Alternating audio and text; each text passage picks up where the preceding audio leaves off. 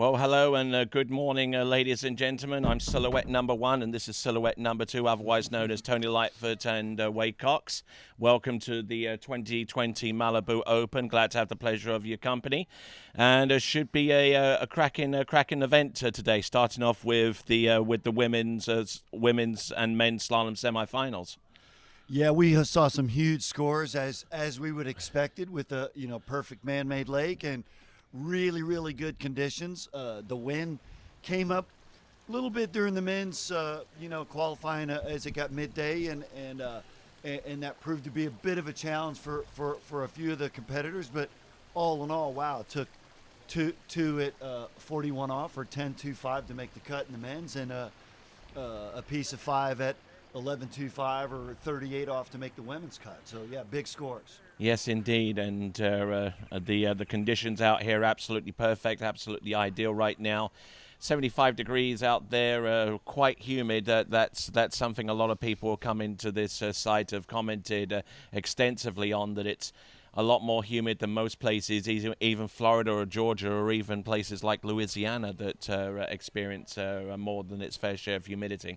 All right, so here's our schedule for today. We're going to kick things off with 8:30 with Open Women's Slalom semifinal.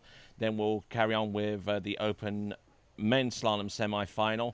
Then we'll go into the Slalom Junior Championship, and we'll continue on right from there. It's along with DB Decorative Skis, D3 skis, along with Babes and Outer Armor, along with the rest of our sponsors. So we are going to cut some video right now.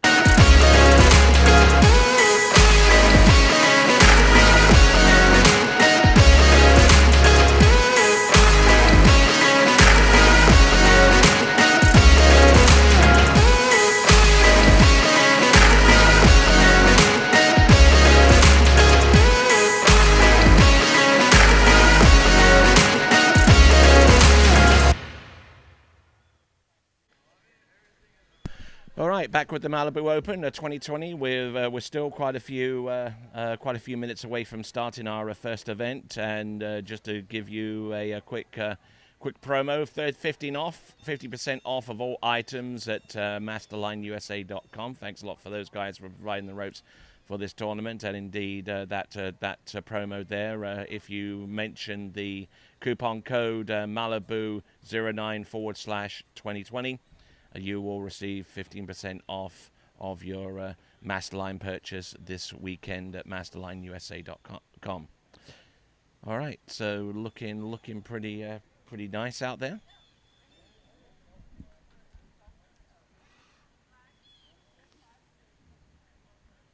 For those of you that are tuned into that, Chelsea Mills yesterday on her way into the I believe into next round of the competition with 615 pounds of force. Jamie Bull there with 589, and Alicia Bagnoli with 578. Those are your top three. Surprisingly, the top two competitors, Regina Jaquist and Manon Costard, they're in 4th and 5th place. And there is a $500 cash prize for the strongest pull of the event. All right, so pristine conditions as always here at Trophy Lakes, and being towed by the Malibu Response TXI. Yeah, 6.2 litre boat, 6.2 litre monsoon engine with an Acme pop strapped to the back of that, and providing 400 foot-pounds of torque from an engine that is rated at 430 horsepower. So yep, that's the grunt that we've got. And here's our format for today. So far as the slalom goes, top 4 women, top 4 men advance from the semi-final rounds, which will commence in about 45 minutes. So make sure you grab your favorite beverage, grab your favorite seat, grab your favorite significant other, and kick on back and watch the action that will unfold. Let's try and get your take on some of our skiers. Taryn Grant, know much about her? Yeah, I sure do, Tony. I'm good buddies with Steve Bush, who's the Canadian team manager, And same as we saw Breanne Dodd yesterday, Ryan's wife. I went up to Taryn and I said, "Hey, Taryn, I know I haven't seen you in quite a few years, but how many times have you been on the Canadian team?" And she goes, "Oh gosh, I don't even know." That's how many times she's been, because she's not only a great slalom skier, but she's a great jumper as well. So it was great to see her move on into the semifinal round. Indeed, and working down the list, Brooke Baldwin. Well, yeah, Brooke's been was quite the junior talent. Sort of jumped onto the went sort of as we saw one of our later competitors, Jamie Bull, sort of went straight from junior masters to senior masters, and that's really difficult to do. A lot of juniors will make it to the junior masters, and they won't ever get invited back for the senior masters. But Brooke sort of went from junior masters one year. Still had another year left in junior masters and opted out and took her invitation to the senior masters. So that's sort of shows you what kind of talent she has. Yes, indeed, making it to this next round of competition. Let's go through the next three competitors quickly. Cassidy Hawkins. Yesterday was the first time I've ever seen her ski. I'd seen her name on the list, and just a lovely young lady. I really enjoyed chatting with her. Yeah, I'm looking forward to some big scores out of her because she's really talented. Very, very light on the ski, and also equally as light on the slalom ski is Ali Garcia. Well, yeah, sort of. She mentioned yesterday her big brother Taylor. He's quite the legend in men's jump, and her mom and dad have been, big figureheads in the sport of water skiing. So it's great to see her progressing onto the next round as well. And someone who's been occupying Instagram quite a bit there, we've got Elizabeth Montalvan, who's really showing her form in recent weeks. She is. She's on a champion of this event, and I said, well, Karen, how many times have you won it? And it was like, well, I know at least twice. So no, that's just how many times, she's won all these major events, and obviously married to Freddie, and now they got their kids tagging along. So great family sport, and good to see her skiing well. Probably a future Hall of Famer in the making, I would say, with Karen Truelove. Now working down to Ellie Nicholson's, a person who you know of. Yeah, she's a Southern girl, an American girl, and then she's went from being a junior national champion to being a collegiate champion and a junior world champion. So that's just how talented a skier she is, and quite the technician she is as well. All right, and moving from Gallatin, Tennessee, all the way up to the coldness of Canada, where we got Jamie Bull.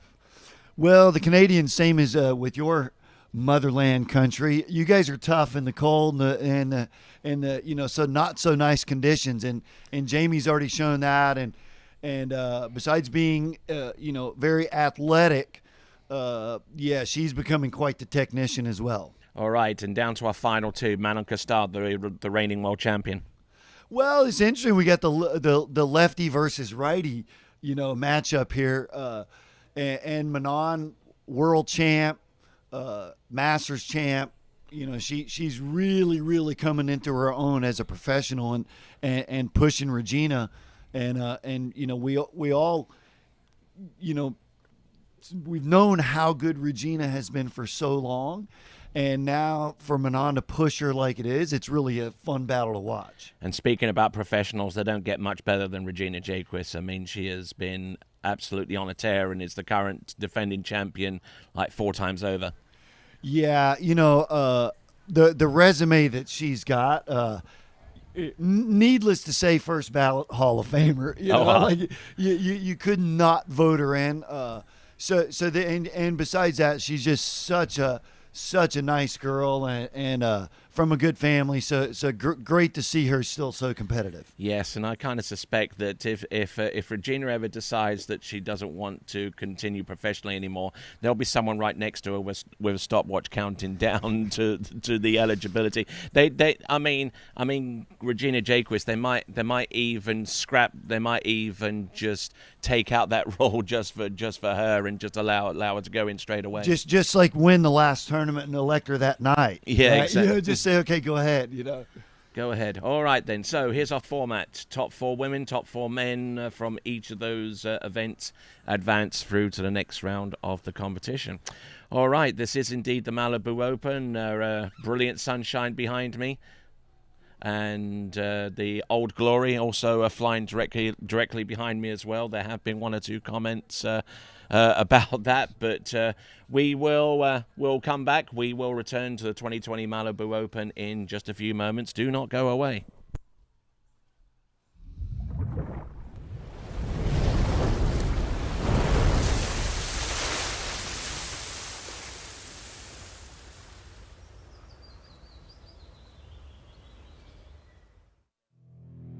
The Response TXI's reputation precedes it.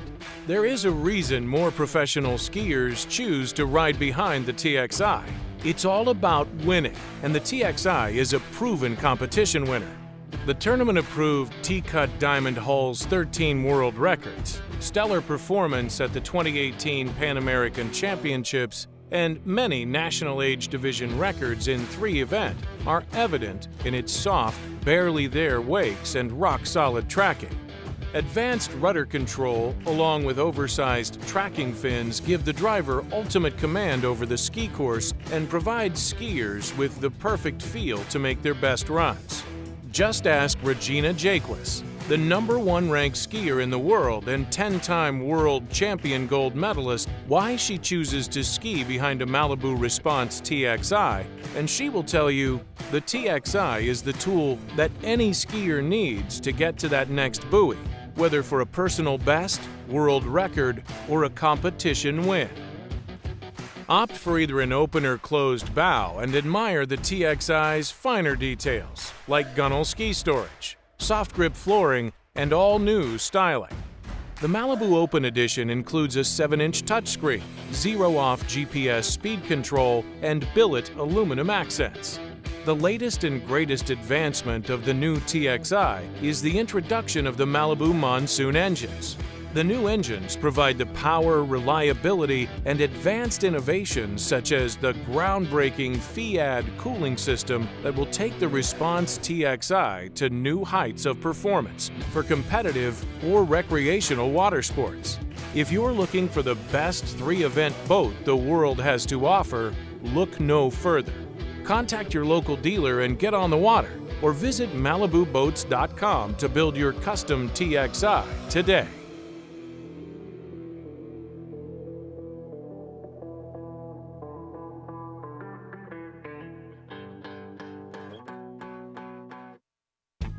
It's not the size of your engine, it's the amount of torque you're cranking out that really matters. That was the driving factor behind Malibu's new line of direct injection engines. It's not about how fast you can run down the lake, that's horsepower. It's about getting out of the hole quickly and consistently with a boat full of ballast and friends. And that is all about torque curve. The Monsoon M5 and M60i were tailored by Malibu for water sports. This means maximum power is delivered early in the torque curve to give you a boat that never bogs down. On top of that, Malibu's custom tailor gear ratios act as torque multipliers to deliver even more power. Since Malibu develops and builds its own engines, all of it's customized down to the prop for each and every one of our models. Whether you're going for another buoy or creating a swell that makes the ocean jealous, if you want to experience the next generation of Malibu power, contact your local dealer to get out on the water today.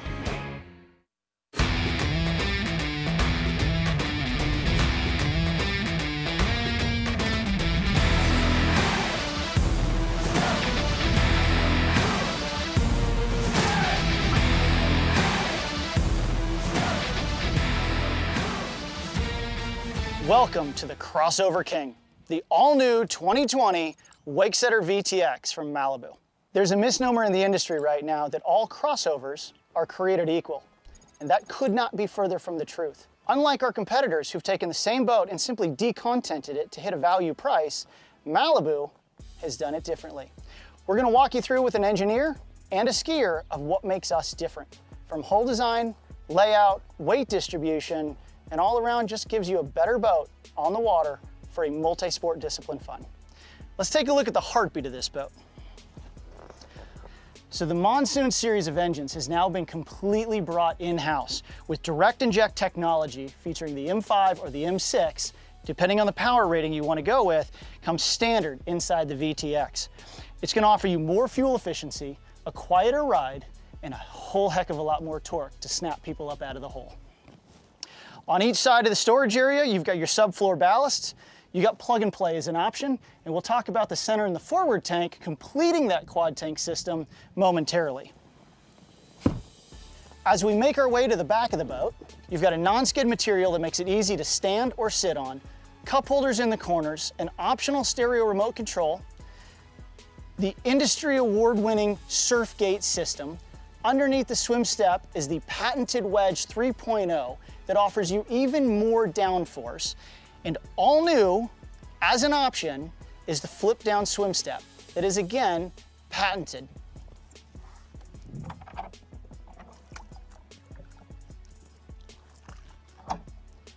Anyone at any age can now easily access the boat from the lake.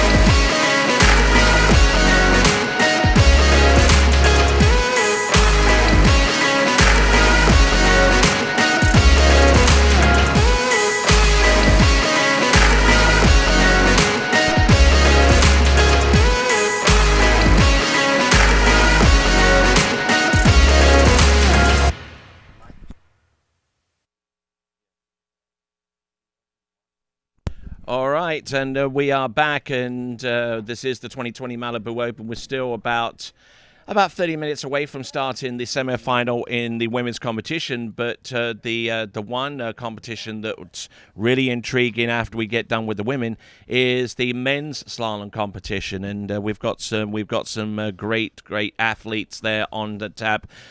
For that event, we've got 12 in this competition, and it's if you think yesterday's cut was hard.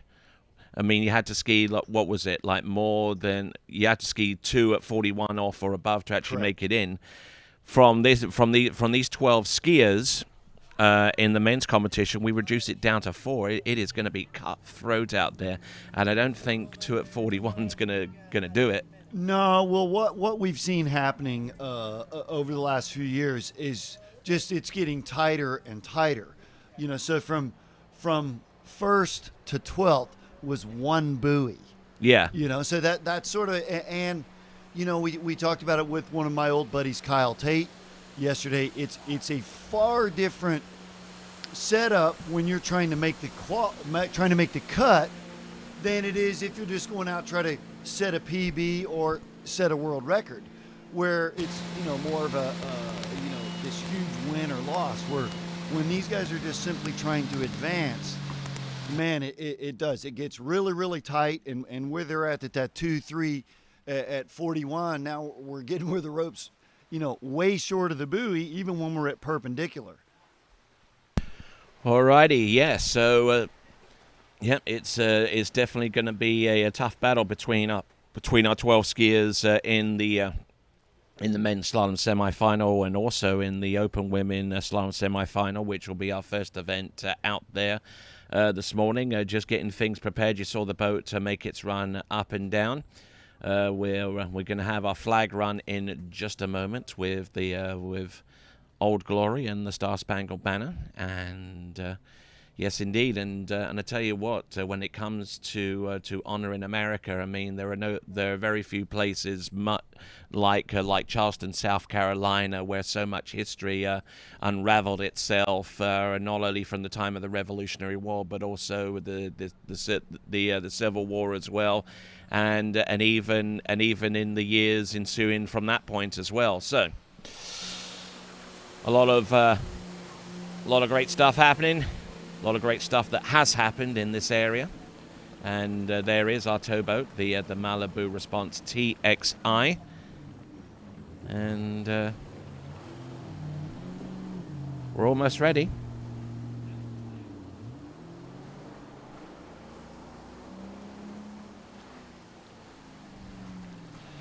Yeah, so if the skiers were nervous yesterday, Tony, you just talked about, the women are going 10-4 and the men are going 12-4. So we saw how tight the scores are, and they know how sort of big they're going to have to go to make it through. So, we had Cole McCormick yesterday say he almost likes it, the circumstances like that better, where hey, man, you really got to go out and go big. There's no sort of, hey, you're going to be middle ground and advance. All right, and we got a special forerunner that will be taken to the water this morning. I think it's a Ridge Crew, and 9 times out of 10 they're on the water. Well, it's certainly a family sport. We see so many names on the start list today that Tony, we grew up with their parents. And that's a neat deal, the way it's evolved. Yeah, some final instructions there. You sit there.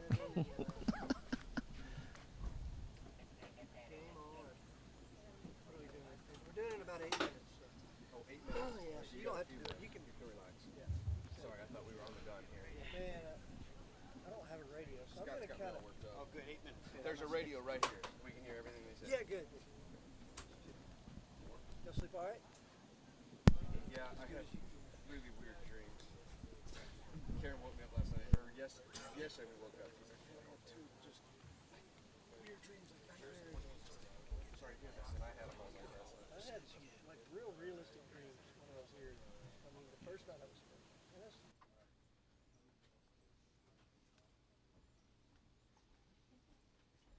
Got to be on game as soon as you come out of water.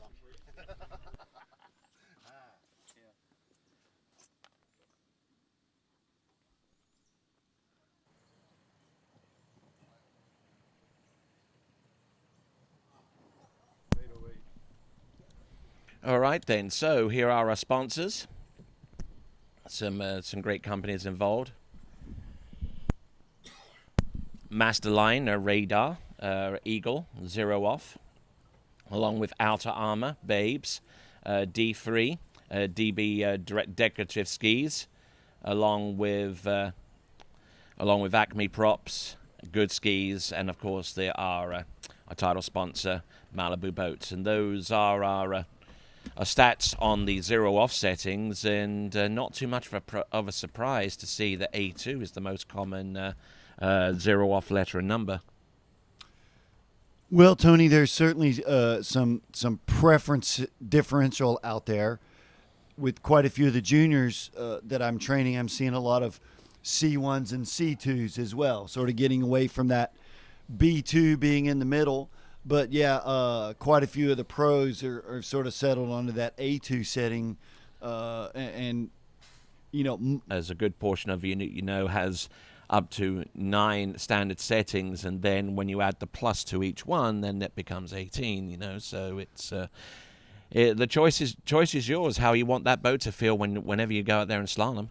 Well, for those of you at home that don't know, when we're talking about the Zero Off, it's same as your cruise control on your car. You set it if you're going 70 mile an hour or 80K, you set it, and then if you go up a little hill, the engine senses that and adds some RPM, so you maintain essentially the same speed. Well, the GPS Zero Off cruise control system, if you will, for our boat does the same. The women are going 34 mile an hour, the men are going 36.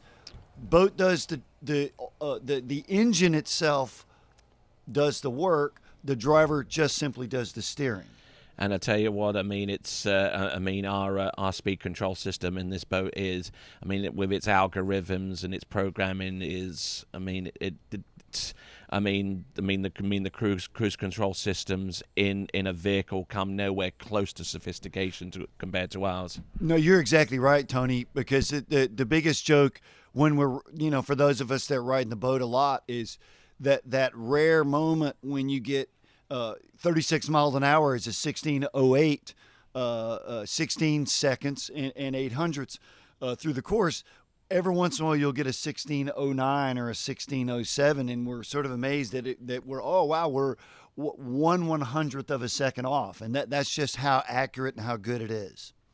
All right, then, a couple of Instagram handles there. A Ski with Wade is the place to go to check up on this dude here and check out his program. He visits various venues across the country and does coaching clinics and all that kind of stuff. And the other Instagram handle is Water Ski Broadcasting. We'll try and get some media up there and update that during the course of the day.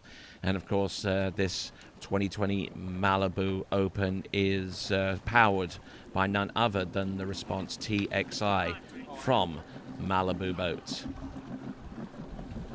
Hey, it's down and back. If you fall, you gotta swim it. Okay, just like that.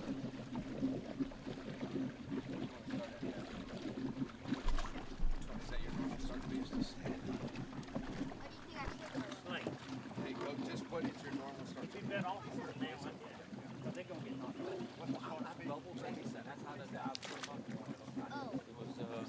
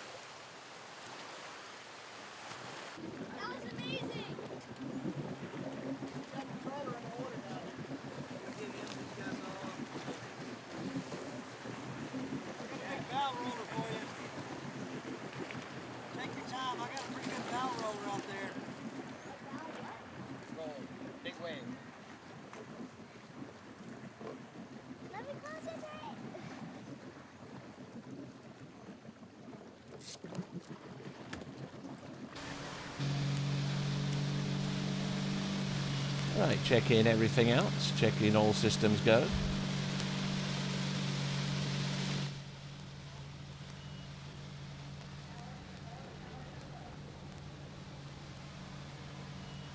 Not looking too bad across course, just trying to make sure that whether or not he runs the pass, he doesn't biff it into number 4. Probably more nervous doing this than he was competing at the Nationals, I guess. Yeah, it's kind of a big deal. You know, anytime you get to be the forerunner for a pro event, you know, it's a huge honor. And for Taryn, it's Taryn Grant standing the dock, it's always nice to see someone else go out and make a pass before you have to go out as a professional. All right, indeed. And Taryn Grant waiting patiently for her go.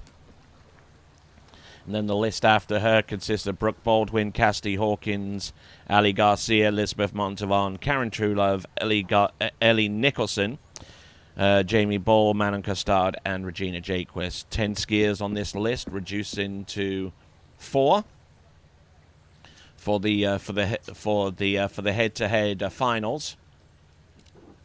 And then obviously from there it reduces to 2 for the actual super final itself.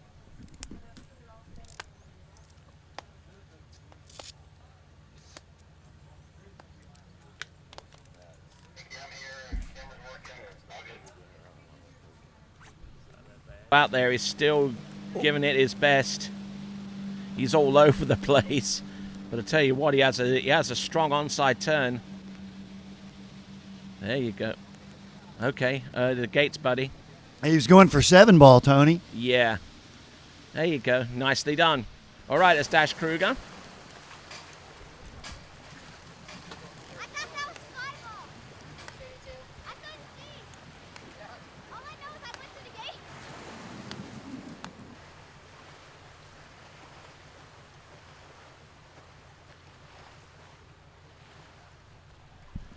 All right, a starting list. Taryn Grant will get things kicked off, followed by Brooke Baldwin, Cassidy Hawkins, Ali Garcia, Elizabeth Montavon, Karen Truelove, Ellie Nicholson, Jamie Ball, Manon Costard, and Regina Jaquist.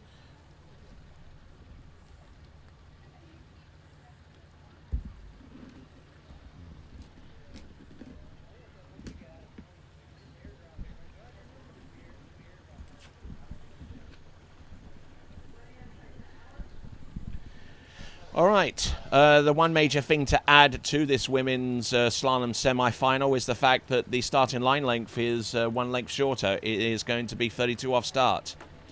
There was a couple of the girls that opted to that yesterday, but yeah, for those that already did, I know Allie did. I'm pretty sure Regina did. Yeah. Jamie Bull did. So at least they've already. Just the knack here at Trophy Lakes is even though it could blow up so far as the wind conditions are concerned, it doesn't have a real discernible detrimental effect upon the water conditions. Your only battle from there on out is basically how much that wind affects you body-wise going across course. But here we go. We have got Taryn Grant.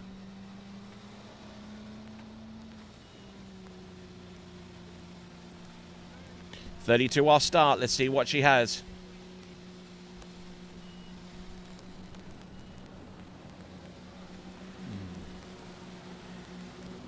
Good on the first few buoys. 32 off should not be a problem for her, whether it's a second pass or whether it's a starting pass. And there you go, looking strong out there, Taryn Grant. Well, yeah, Tony, you said strong. She's sort of out of the same body type as Regina Jaquist, where they may not be very tall, but pound for pound, they are just really, really strong. And yes, a stalwart of the Canadian water ski team, basically in that team because she is so consistent from tournament to tournament, you know, whether it be slalom tricks or indeed jump, and has also been quite active in the collegiate scene. It's been a while since we've seen Taryn Grant compete for the Raging Cajuns of Louisiana Lafayette, but she is currently a grad student at the University of Louisiana at Lafayette, and helping to coach the latest crop of talent to emerge from that collegiate powerhouse. All right, so we got Taryn Grant. It's 35 off now. Pretty soon into the game.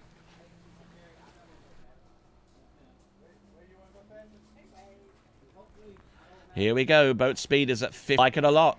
35 off. What do you reckon?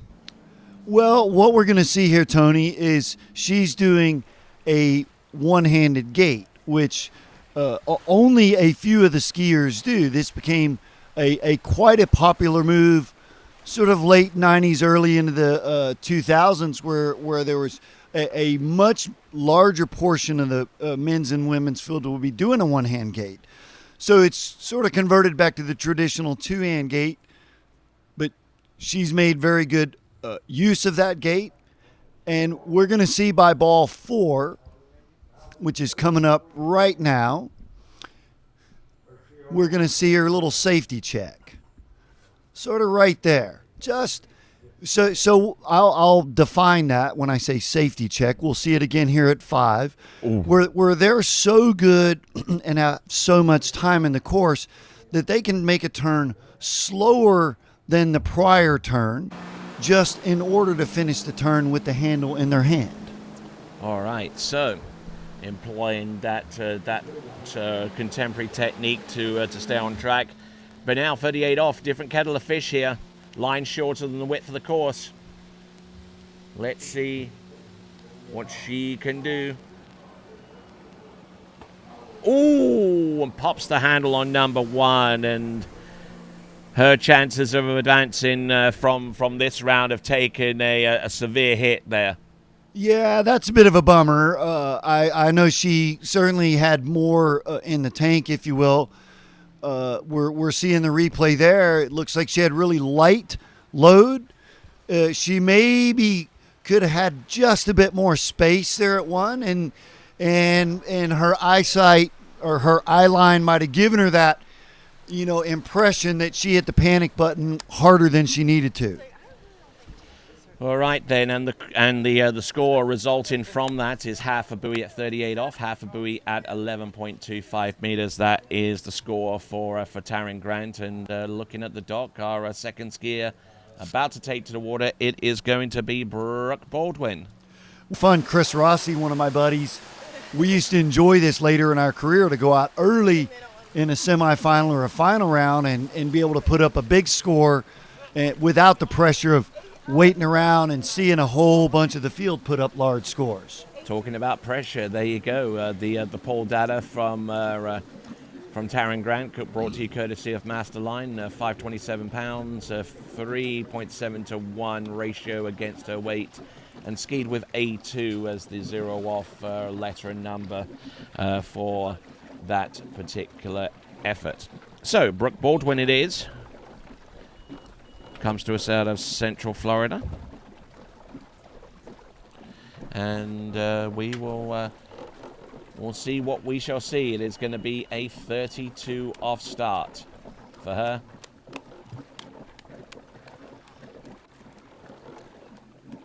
Just getting the rope set and getting all of. Yeah, not sure the delay there, Tony, but let's talk about that. The fact that Taryn was at 11.25 meters, and so at that point, I mentioned the word perpendicular. If the skier advances out to the side of the boat to an absolute 90-degree angle, the rope would be 6 inches short of the buoy. So now we're talking about skiers' reach, and in the process of getting into that reach and then getting back to that stacked position. To say that that can be delicate, Tony, would be a bit of an understatement. Mm-hmm. All right, let's see how Brooke Baldwin stacks up against that. She's going to go in at 32 off. Skier that's quite accustomed to going in at 32 off, although yesterday she decided to take the earlier pass of 28 off, or 14.25 meters. It's 32 off. Let's see what she has in store for us right here, right now.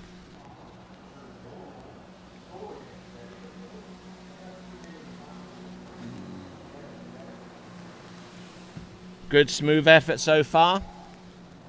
Checks up on 4. Oh, takes a bit. There was a bit of a head tailwind. So it's always nice to have that in your bag of tricks, is to be able to alter your start speed per the wind conditions or sometimes the sun conditions. All right, let's see. Looking at the tail end of that pass, and good tall stance. I mean, and just looking this from this behind, this reveals so much about a skier's technique and their aggression going cross course.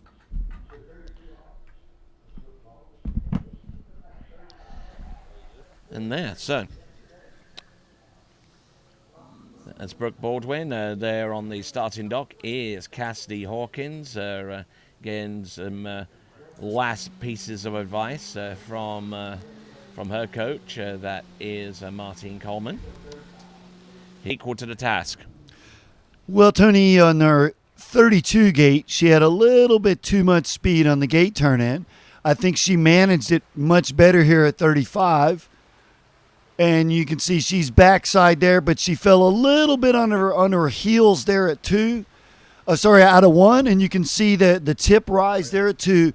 That's her sort of taking her safety check, if you will, just to manage the speed and the width that she does have. And her being, even though she's quite young, she's a seasoned veteran, she handled that really, really well. All right. And producing the pass, that is Brooke Baldwin, and taking a little bit of a hit off buoy number 5, but she'd done the majority of work, and I'll tell you what, this is what they're fighting for.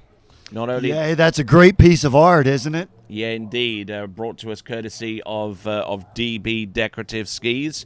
dbski.net is the place to go to find out more about these beautifully appointed decorative items, and they make great trophies. And we'll be awarding these puppies after the tournament is done. Here we go. 38 off for Brooke Baldwin. Needs more than half to get the lead, which she does. She gets round number 2. Realistically, she knows that she's got to run this pass and go deep into the next one to advance. But I'd tell you what, man alive, come on, that is hanging tough, as NKOTB used to sing. Hey, that was awesome. You know, she definitely had the most angle off her gate turn in, which means she sort of timed the tempo of the move out. And then you can see right here, she just had max angle. She had plenty of space in the 1. And nice tempo there. The tip came up just slightly, but not bad at all. Certainly wasn't the easiest 38 off, and you train for moments like this. I mean, not every pass is going to be perfect, not every turn is going to be perfect, but if you can keep your head while all about you are losing theirs.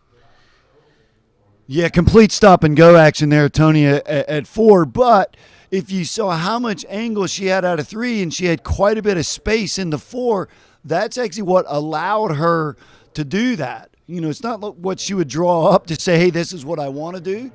But then she managed it great at 5, and then you can see the slack load that she had to take there at 6 out the gates. Employing the philosophy of a one Rudyard Kipling in staying tough out there, and whilst all about are losing their grip. But here we are, 39.5 off. Boom, round buoy number 1 takes the hit. Round number 2, and tried to get across course early, but unfortunately that didn't quite work for her. It is 1.5 at 39.5 off, but a halfway decent start there. Yeah, you know, Tony, I certainly think the sort of lack of rhythm that she had in that set, we saw the 4 ball at 38. I think her lack of confidence caused her to push there at 2. And when you push on the ski, when the ski's carving, a lot of times the fin just blows out of the water. Gets a 1.5 on the strength of this effort.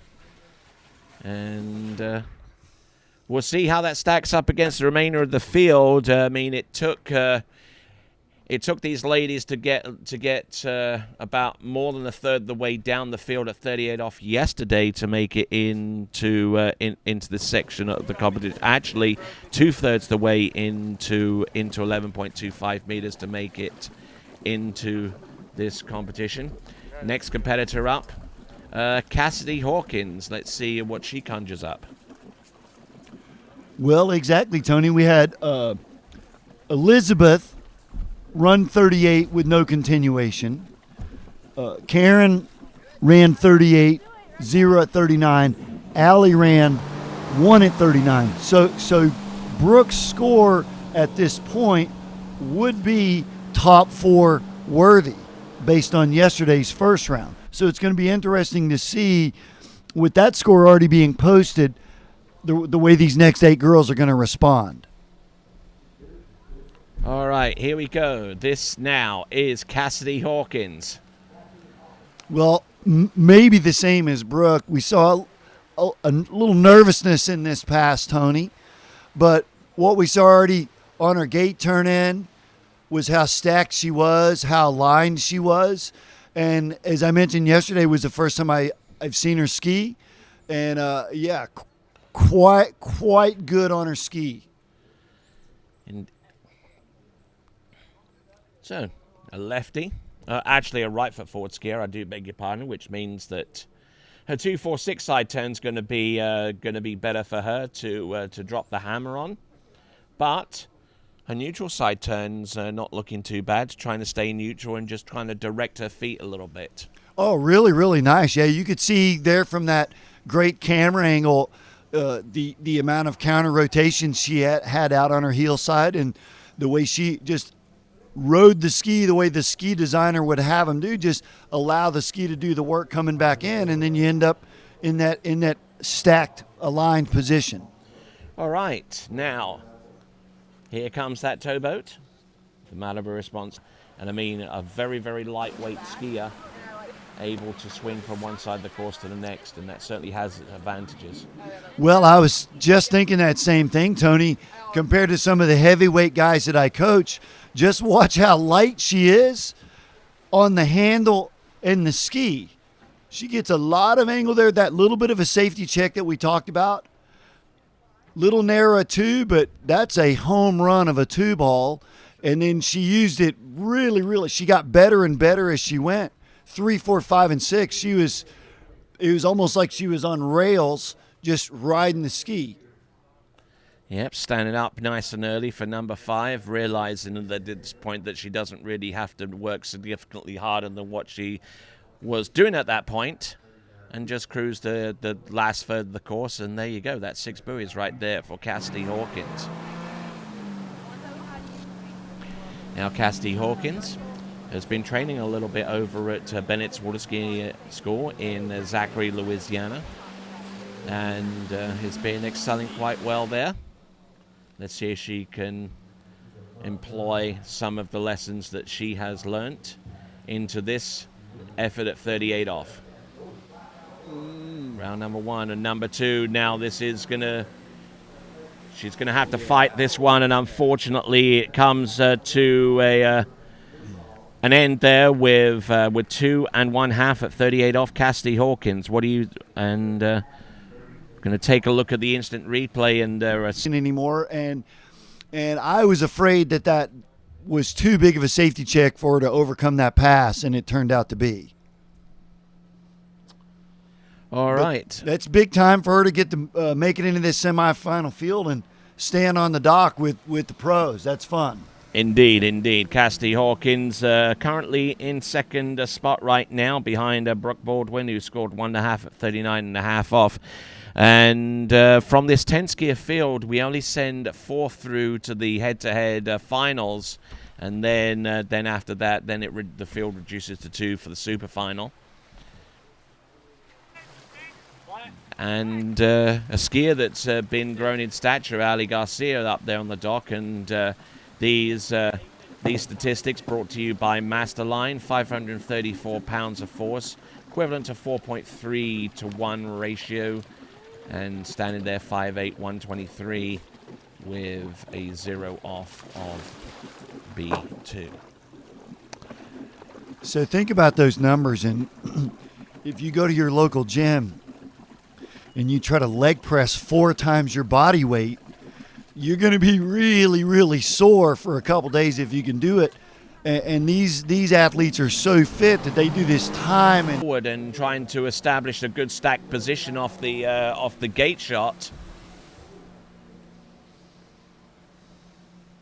allowing her ski to do most of the work once she's inside the course. But that gate shot is an interesting study there, Wade. Yeah, I've been watching Allie for a few years now, watching her come up through the junior ranks. As we mentioned, her big brother Taylor, but super balanced over her ski there. She rocked more towards her back foot there on that gate turn, and I told her that her speed wasn't ideal. We would rather stay more centered over her front foot, but those could be nerves talking. That first pass at 32 off early in the morning at a pro event, it's not the easiest thing to conquer. All right, so there with our exclusive water cam there. Taking an up close and personal look at the turn the play that Ali Garcia made on that fourth turn. Well, similar to Cassidy Hawkins' 35 off, we saw Ali there by 5 ball at 32 be completely dialed back in. So that's what these pros, they're talented enough that if they do have a hiccup early in the course, they can get back into their rhythm and then gain that space back. All right, and on the starting dock there, we see Elizabeth Montavon. She is our next competitor, but she has to and figured all she needed to do was to pull long into 6, and she has 35 off under her belt.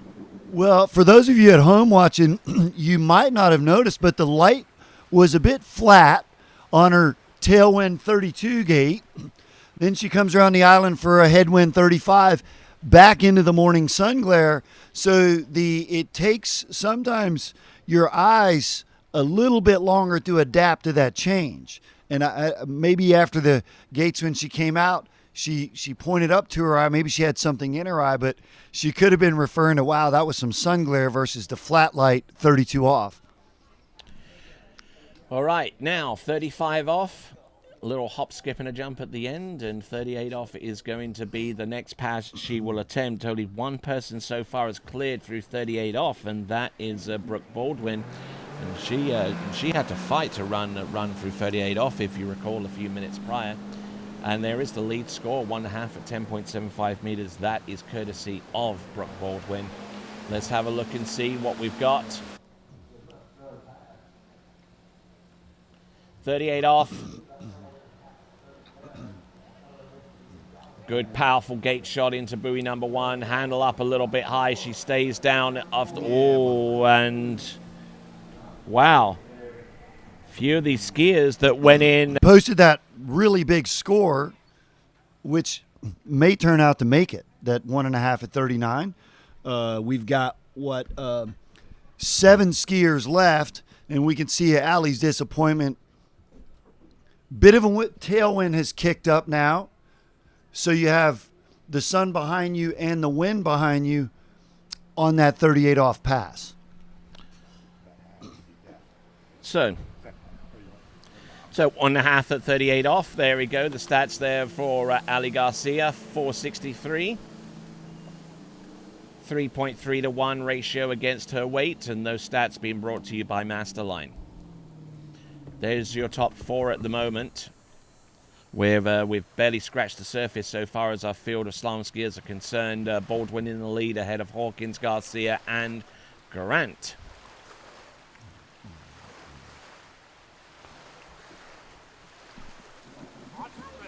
So now, here's an intriguing competitor. Elizabeth Montavon, our next skier, who comes to us from South Florida. Family used to be a resident up in the upper Midwest. Monier was one of the greatest American trick skiers of all time. Indeed, I certainly recall the performances leading up to the Nationals in the early part of the 1980s. You know, hanging tough with the likes of the Larson twins and Karen Roberge and one or two others that were prevalent at that time. Here we go.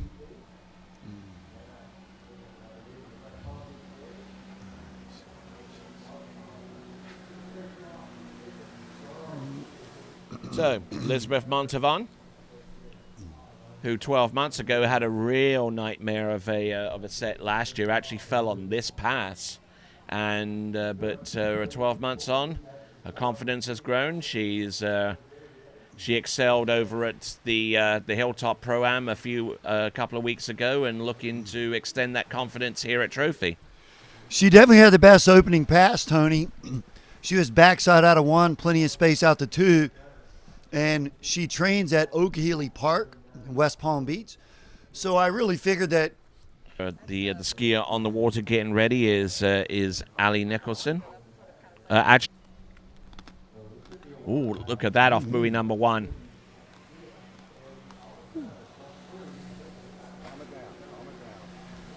Keep it going. Oh, taking a couple of huge hits there to stay on track. And it almost seems like she's coming up narrow on a couple of these buoys, and she's having to make up that time. Well, Tony, I heard you say earlier the happy feet when Brooke pushed on the ski and blew it out of the water. I got to see Elizabeth ski at the Syndicate Hilltop Prom last month for the first time. Rode in the boat, watched her, and that was what I noticed. Is we see it 2 to 3 right there. She hit the second side of the wake really hard, which means her feet weren't relaxed enough in the bindings. So what we have is a little bit of a tailwind kicking up. The skiers would rather have the wind in their face at this point, because the wind will help the skiers slow down at the buoy if they gain too much speed. Mid-course, though, she's managing it well so far. Oh, no.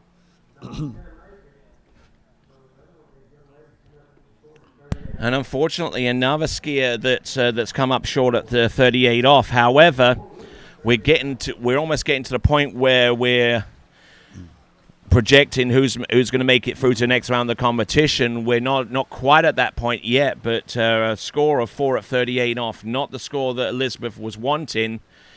But I tell you what, that too was tough. Yeah, the ski definitely. She was backside tightrope. It looked like she created enough space, altitude to finish the business, but something in there didn't look right to her and caused her to go for that panic button, as we talk about.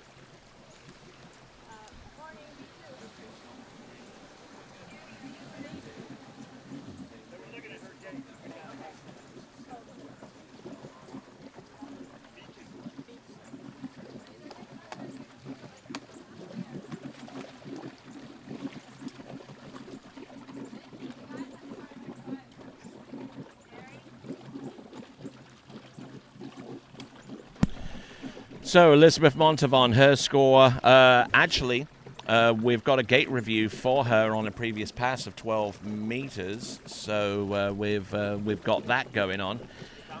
Statistics brought to you by Masterline, 611 pounds of force, 4.3 to 1 ratio, standing at 5'10", 143, and skiing with C3.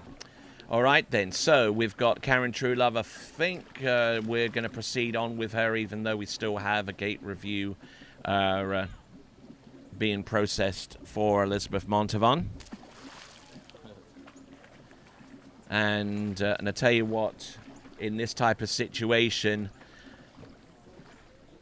there are very few skiers better than Karen Truelove when it comes to setting. Really, really hard to do. Whether it's the first cut or the second cut, it's just the battle that it plays on your mind just to hit a certain number. Same as the golf cut. They know they've got to shoot a 70. 71, pack your bags and go home. 70, life is good. You know, you were walking back to your car or you're skipping, you're like singing tunes, but it's just that sort of heavy on your mind just to get that one particular score. And yeah, as you mentioned, Karen's been doing this for many years, and yeah, this is where she established her credibility by making the cut. So no gate on 12 meters there, or 35 off for Elizabeth Montavon. So she scores 6 at 32 off. Wow, that's a we've got cameras all over the place. All the skiers will be the first to tell you that. Then they go to a judge's review, and they send it. They look at it, and then they go, "Well, that's black and white. She missed the gates." Yes, indeed. And as old Frank Sinatra used to sing, there's a little bit of a kick in the head. It is a bummer. It's a cutthroat sport. I've said that about golf. Imagine, hitting it into the trees on your second, tee shot, and they just say, "Sorry, dude, you're done. Go home." Or you lose the first set in tennis, and they say, "No, you don't even get a second set. You just go to the parking lot." So it's brutal, but that's what also makes it so good when you accomplish it. Or indeed, if you accidentally hit your tennis. And nicely done. Very, very smooth. Very well composed. that was a really, really tidy opening pass, just as we would expect from Karen.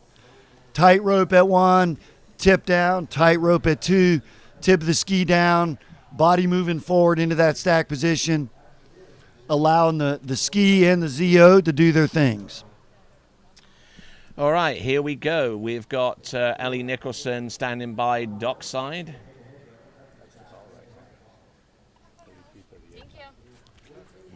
So here we go. This now is Karen Truelove. 35 off.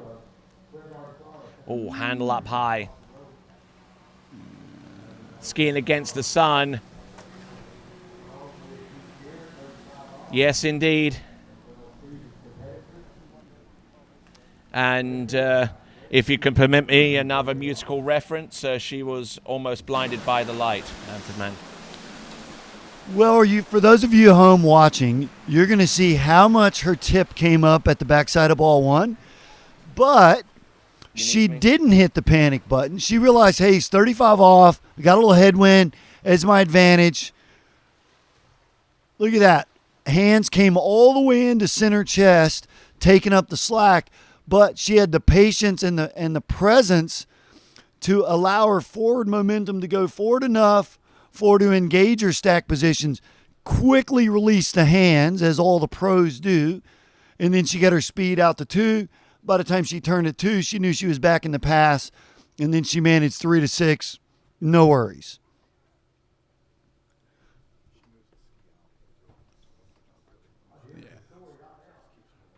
What we do have is that little bit of a tailwind kicking up a little bit more. So when you combine it's down sun with the wind at your back and the rope is short of the buoy, we know we got a difficult pass coming up. All right, here we go, Karen Truelove.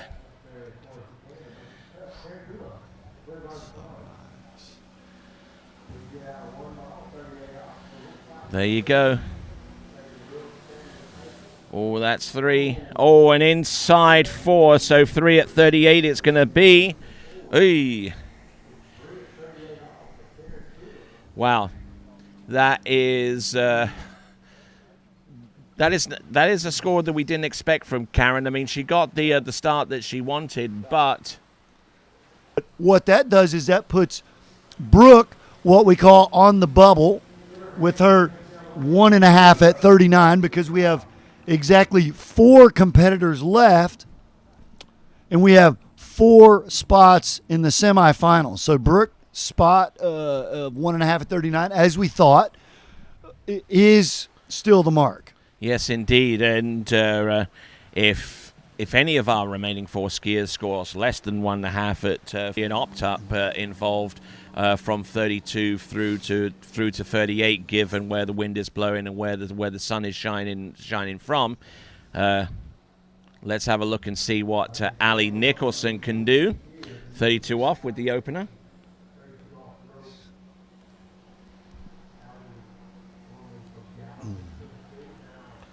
Originally from Gallatin in Tennessee.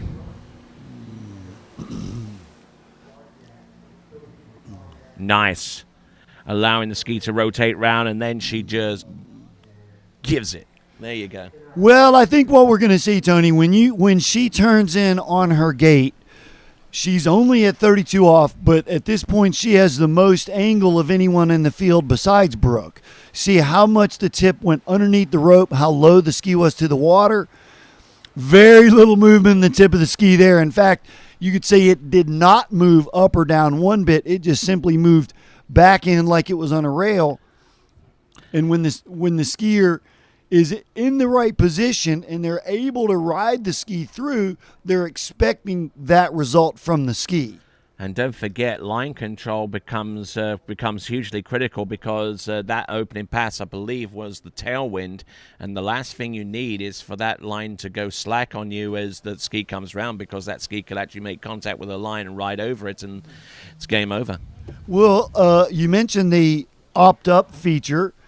Our good buddy Ben Favre is sitting nearby, and he says, "Hey, Coxie, what about a 32-38 opt-up?"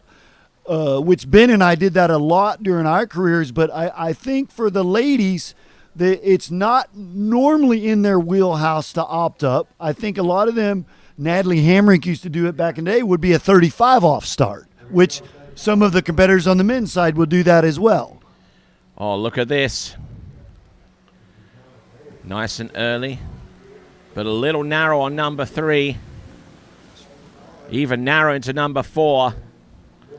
But still making 35 off, and now she's got a little bit of a better sense of the conditions and how the ski is reacting to them. Let's see if she can apply that to 38 off, a pass that she realistically needs to run and get more than 1.5 on the pass after that. Well, she rips this pass, Tony. I mean, just backside 1 again, tip down, tight rope. No worries at all. Tip came up just slightly at 2. You mentioned she was a little narrow. Well, if you go stand next to her, she's not very big. And when I coach guys that are 6'4", 6'6", and they're at 35 off, and they're like, "Well, man, I feel narrow," and I'm like, you know what? Go stand next to Ali Nicholson or Regina Jaquist. They're at 39, and they're not complaining about being narrow. You know, that's just a view that you get used to as a pro. Is, well, yeah, your start speed is 32 off. You don't really get very many wide looks at it. All right, a quick brief look there from the boat at Jamie Ball, who is next, and then we've got Ali Nicholson, who hasn't found an awful lot of time to practice slalom skiing in recent weeks, because she is a newly qualified RN. So, and what with the whole pandemic situation going on, she has got her hands full right now. So let's see what Ali Nicholson can do. Entrance gates, buoy number 1, needs to start and gets it. A little slow off 2, but managing to keep the thing rolling. Round number 4. And just like that, it is a 6 buoy count, and now she's 2 buoys away from advancing. Well, I would have put money that she would have made that. I watched one of the greatest slalom tournaments ever was the 2018 Women's Collegiate Nationals. Jamie Bull, and the girl from Australia, Sienna, what's her name? They all 3 ran 38 off. Shani Oliver. Shaniana, exactly. They all ran 38 off in almost gale force winds. This was mid-October. A storm was moving through. So if you are at home and you are watching and you can hear us right now, TWBC, we apologize, because there's been some major storms that moved through at literally 7 a.m. this morning. They were still moving through. So if you can't get reception right now, we are working on it. and we apologize. All right, yeah. So yeah, just trying to work out some kinks with our network connection right now. But for those of you that are watching, we certainly thank you for your support. And we have got right now Ellie Nicholson needing a score of more than of 2, or 1.5 might actually help her, but 2 will definitely seal the deal. Round number 1. And I mean, she knew that she needed 2 to advance, and that's exactly what she did. Absolutely. I mean, she's only 21 years old. She just graduated college, and now she's a working girl. But she skied this with serious seasoned veteran style. She gets a big 1 here and goes, oh my gosh, all I've got to get to do is get to 2. Let's not blow this. And the significance of being a seated skier and putting up a good score was knowing that exactly what she had to do. So she's taken advantage of her seated position, and now Brooke is still on the hot seat, or on the bubble, if you will.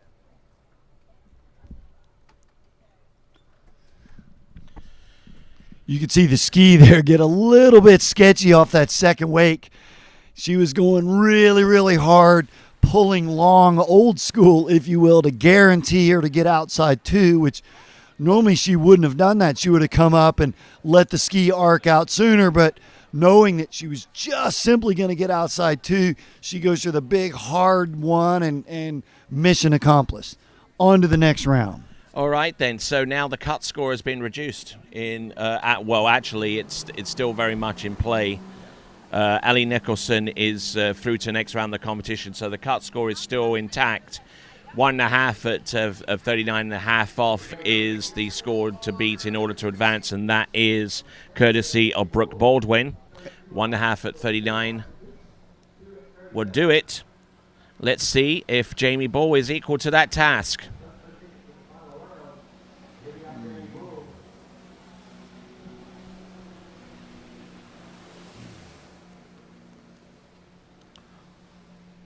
Looking impressive.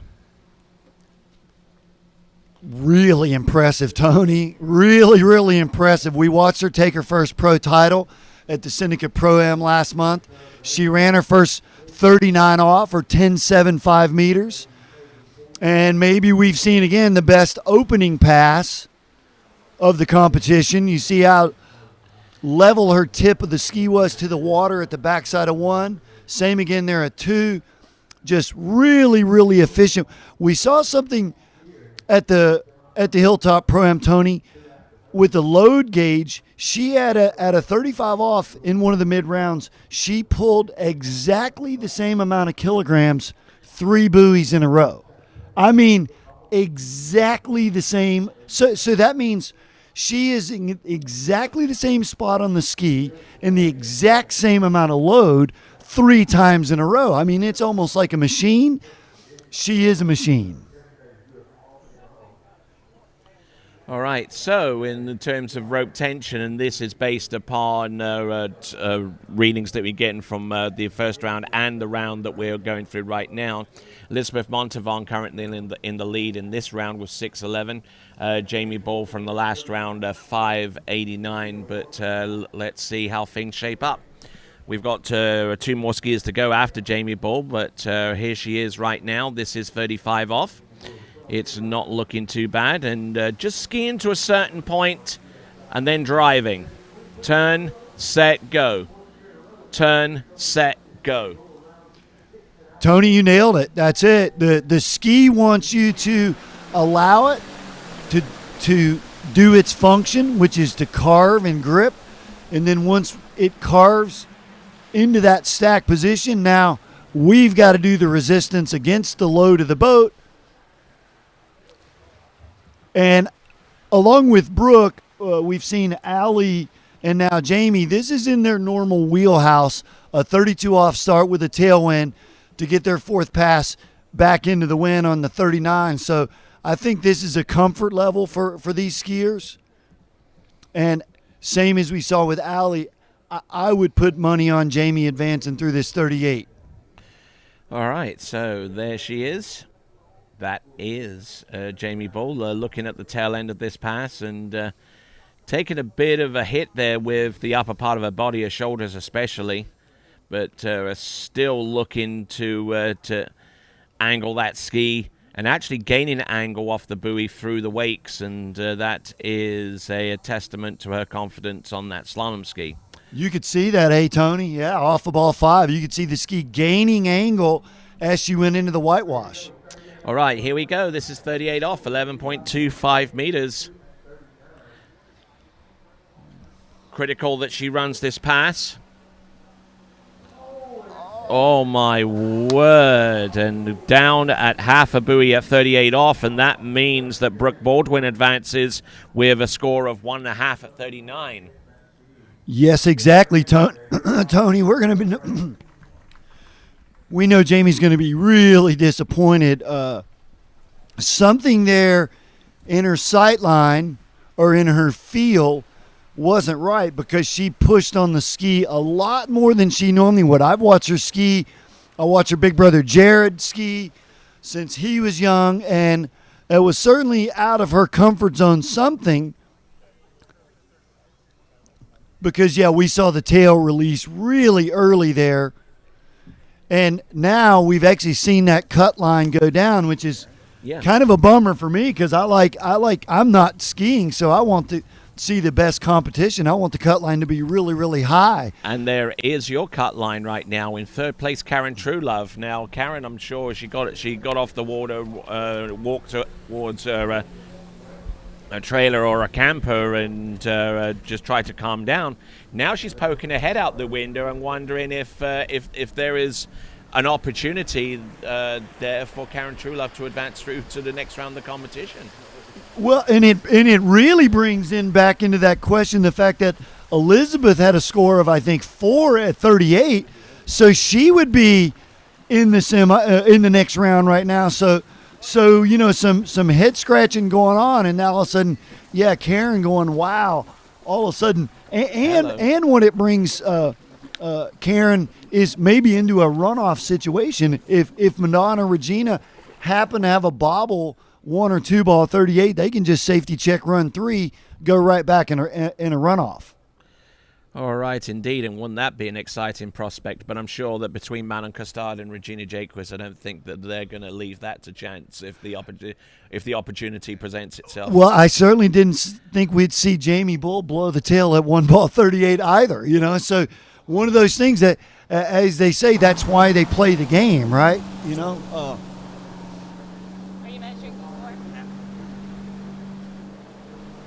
All right, Manon Costard, the current world slalom champion, won that title a year ago over in Putrajaya in the Southeast Asian country of Malaysia.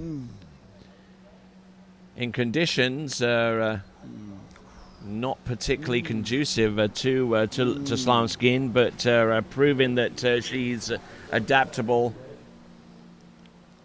in any situation. And at 32 off, not looking bad at all. There we go. That is Manon Costard. Well, same as we saw with both Jamie and Allie, you're going to see just how low the tip is to the water on the gate turn in, how much angle she has. Look at the space there at 1, and then look at the ski at 1. It didn't bobble, didn't come up or down 1 millimeter, which means she's taken all that speed back into her stack position, enabling her to create massive amounts of space. I mean, look at the amount of space that she's got in front of the buoy there. All right, yes, and just trying to get that separation. Looking at dockside, there is Regina Jaquist just trying to go through her stretches prior to her skiing. Well, for those of you at home, if you ever get to go watch the pro skiers, whether you're at their ski school or you go to a pro event, most of them, not all, but most of them will do a fairly extensive warm-up. And so if you're just jumping out of the driver's seat or jumping out of your car and you're wondering why your score may not be as high as the pros, look at Regina there, even doing a little core work, because water skiing is all about your core. Alrighty, Roo. Here we go. 35 off, Manon Costard. Oh, nice follow through off buoy number 1, right through to the tail of the ski. A little easier into number 4 this time round. There you go. Nicely done. Like what she's doing. Good aggression, good confidence. And now looking for something more than 3 buoys on the next pass to advance. Well, we're going to see Tony out of ball 1, same as on her first pass. There's a little edge away on the gate, which is her little rhythm move. She got a little on the back foot, out the 1, and then right there you see her just really release the ski out, advance it out all the way to max buoy line. And she, which might be a little more old school, if you will, she uses her, although we're talking about the current world champion, we're seeing her use a little bit more ankle and knee flexion there to absorb, we call it. If you get too much load, well, instead of staying tall and accepting that load, you can use more ankle and knee bend to sort of negate that and lose that extra really hard load that you will get because you know you've already got enough speed to manage the pass. All right, so here we go, 38 off. Now, the cut line has dropped from 1.5 at 39.5 off to 3 at 38, so there you see the score that she needs to advance. More than 3 will do it. Ooh, there we go, round number 1. Round number 2, oh, look at that. Round number 2 almost popped the tail. Round number 3, a piece of 4 will send her through to the head-to-head finals, and I tell you what, there were some nervous moments off buoy number 2, but she counteracts and skis. Well, Tony, we heard Cole McCormick say yesterday in this pre-doc interview that he would rather have the cut line really high. That way, if he's at 38 or 39, he knows he's just got to make it. Well, now all of a sudden the cut went in one skier from more than 1.5 at 39 to just simply 3 1/4 at 38. So it changes your mindset, and all of a sudden Manon sort of goes on to more of a cautious mindset. And we see her get over here to ball 4, and this is the biggest safety check of the competition yet because she knows right there at that precise moment she's made the cut as long as the handle stays in her hand. And as we talked about earlier, that the pros can use this safety check because they can still create enough cross-course speed with the angle that they have to finish the job. All right, so that is Manon Costard. She is through to the next round of the competition, but she still skis, and she's wanting to try and get a better seeding for the next round, which is going to be the head-to-head competition. So if she can get top seed, then she will batter it out against 4th seed. So in that vein, the prospects of her advancing through to the super final might be a little easier. Here we go, 39.5 off. Oh, round number 1. Round number 2, she's taken the lead. Oh, and there you go. That is Manon Costard, folks.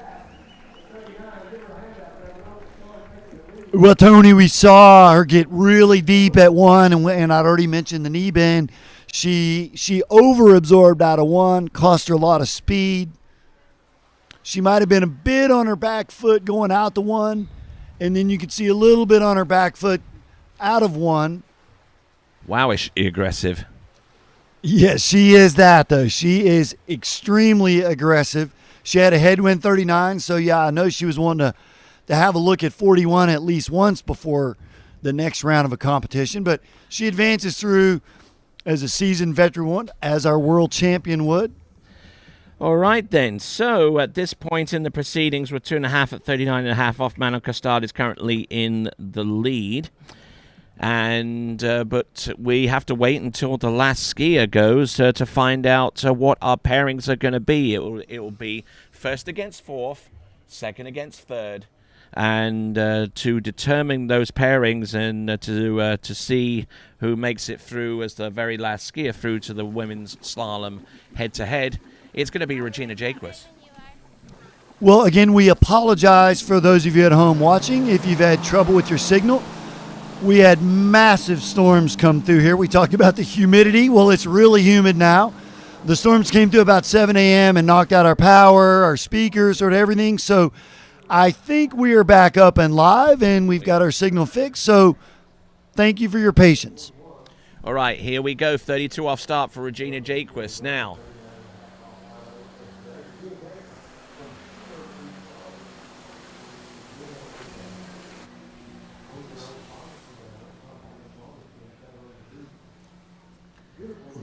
That is smooth. That is just remarkable. Good ski in there, 32 off a pass that she typically goes in on. Well, I've got a story to tell about Regina. I watched her. She was about 17 years old, and she was already on the U.S. senior team because she was such an overall skier. She was a great tricker, and everyone knows she's a great jumper. But we were there at a team camp, and I asked if I could ride in the boat. I watched her, and, yeah, she was only 17 years old, but I said, you know what? That's the best skier in the world right there. I just watched the way she moved forward and up into her toe side. I watched the way she placed the handle. I watched how she moved through the backside without preloading the ski into a stack position. Oh, look at and this. I just said, yeah, you guys watch this. She's going to do something. Talking about stacked, Manon Costard takes the lead in the rope tension standings among our women's competitor with 622 pounds of force, and that was at one ball at 39.5 off, so she definitely put some force there. And we're going to hear from Manon Costard in just a moment or so, but we will guide Regina Jaquist into the course. And boat speed ramping up to 55 kilometers an hour. So she's nine buoys away from advancing, a little over 9 buoys away from advancing through to the next round of the competition.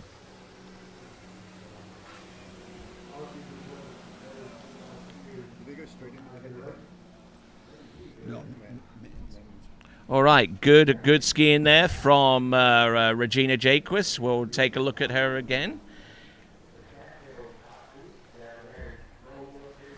And here's our instant replay, and we're going to have a quick conversation with Manon Costard. And Manon, how are you doing? I'm doing good. I'm Good, happy good. to make it to the next round. Excellent stuff, and some good skiing there. I mean, you're probably very conscious of what it took to make it through to the next round, but that number 2 on 38 off looked a little suspect, I would say. Yeah, it's already forgotten. Yeah, it was actually pretty tricky the other way, for 35 and 39. With the sun? With the sun, we can't really see the gate or 1 or 3 or 5. So Wow. that was the tricky part. But yeah, always a lot of pressure. All right then, and I have to say, and you probably heard this already, you pulled 622 pounds of force there. Yeah, I feel it in my shoulder. Yeah. And it was out of 1 at 10.7. Yeah, which Yeah. you get extremely deep. Yeah. All right then, so we'll keep Manon Costard here for a little bit as we guide Regina Jaquist through. On 38 off. If she gets a piece of force, she will advance. Anything less, it could be either a runoff. Forget the runoff, but she's through to the next round of the competition with that. And there you go. That is a 6 buoy count of 38 off. Now let's have a look at the potential pairings. She's got 6 at 38 off. That currently puts her right there in 3rd place. And I think that's possibly one of the pairings that could transpire if Regina Jaquist doesn't ski any more than 1.5 at 39.5 off. But I tell you what, Manon, you're looking at Regina Jaquist. She's looking powerful, looking pretty strong. Do you see anything else there that you're taking on board? Well, it's Regina. She always looks powerful and strong, and I know that. She's proven that no matter how she looks, whether she looks great or whether she's in trouble, she's gonna probably run the passes. So, yeah, Well, like Manon, usual. I've got a question for you. How did your mindset change when the cut went from 1.5 at 39, all of a sudden to 3.25 at 38? Well, I tried to set my mind a bit earlier than that.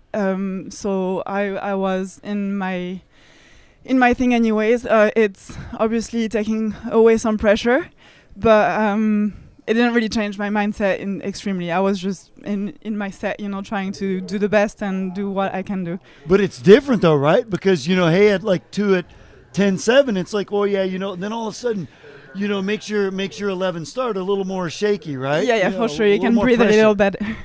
All right, lead score of 2.5 at 39.5 off by Manon Costard. Gets round buoy number 2. Oh, look at this. Round buoy number 3. She's taken the lead. That ensures that she will go up against the 4th-seeded competitor in the head-to-head. All right, there we go. That is Regina Jake with 6. They're at 39.5 off, which means that Manon Costard will ski against Ellie Nicholson, seed 2 versus 3, and Regina Jake will ski against Brooke Baldwin, number 1 seed versus number 4. So, all right then, moving ahead. Manon Costard, you get to ski against Ellie Nicholson in the next round. How do you reckon that's going to shape up? Well, we'll see. It's she's we skied against each other at the tournament a month ago in Wisconsin. And she did some really, really good scores. It was really, hard it was a good competition, so I expect exactly the same thing, and we'll see how it turns out. All right then, commenting here, and also keeping an eye on this little gem here, this dbski.net decorative item here, and we look forward to seeing you ski in the head-to-head competition and maybe a little bit further down. Manon Costard, thank you very much. Thank you. All right.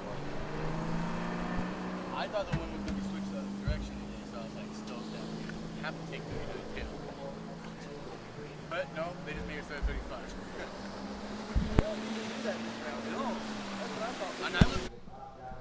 Okay, here we go. This is Regina Jaquist, making sure that she's among the four competitors to advance through to the next round. And it's going to be 1 1/2 at 41 off. There you go. So it's Regina in the lead, Costard in second, Ellie Nicholson in third, Brooke Baldwin in fourth. All of those advance through to the next round of the competition. And strangely enough, all of those scores into 39.5 off or deeper. No, just as we expected. As soon as we saw Brooks score out early, I knew that was going to be the score to beat or to match, and it certainly was. So what Regina gets, though, she's maybe a little bit more tired after 2 rounds of skiing, the fact that she's run 39 both rounds. But the advantage that she has is she's had looks at 39 and 41 multiple rounds. So that sort of gets your comfort level over a weekend. The more looks you get, just the more comfortable your eye gets with the sight line, and then exactly, hey, this is really, really good. I can just relax and ride my ski. All right, then. So that is it so far as the semifinals are concerned. Your 4 competitors making it through: Baldwin, Nicholson, Costard, and Jaquist. And we're going to go into the slalom event, the men's semifinal of the slalom event, where we're also taking 4 through to the next round. But the field has 12 skiers, so it's definitely going to be a deeper cut on this one, I believe. Yeah, I'm really glad I don't have to make the cut right now because, 12-4 in this field under these conditions, and it's actually like a really a great setup for scores, is because if you've skied with me before,